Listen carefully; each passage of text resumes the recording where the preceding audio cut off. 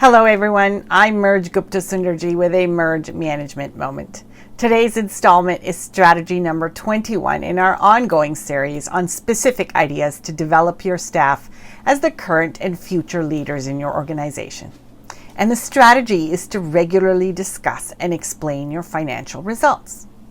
If you are going to develop your staff as the future of your organization, then they need to understand the numbers. Where are your revenues coming from?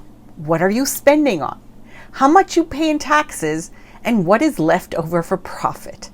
Even if you are a not-for-profit entity, your people still need to know what your funding sources are, where the funds are being spent, and whether and how you are in a surplus or deficit position. If you are going to develop and grow your staff, then they need to be financially literate. They need to know about the dollars and the cents. And one of the best ways to build this financial literacy in your people is to regularly discuss and explain your financial results. At minimum, to develop your staff in financial literacy, you should be doing 3 things. First, share your organization's and department's financial results monthly. Now, don't just mass distribute the financial statements. Most people find them overwhelming and they'll likely get ignored. Instead, give your staff simplified versions that report just on your company's critical numbers. Present critical numbers for your whole organization and for specific departments. So what are critical numbers? They are the key measures that define your department or organization. So for example, it could be number of widgets sold or produced, or percentage of complaints resolved, or safety statistics. It depends on what your department or organization does.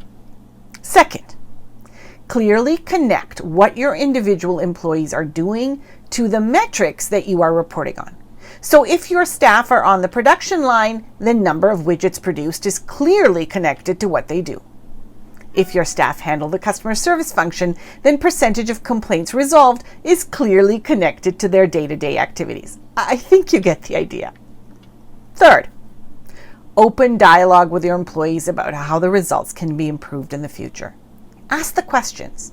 How can we increase production? What specific fixes do we need to make to reduce complaints? What needs to be done to reduce lost time incidents?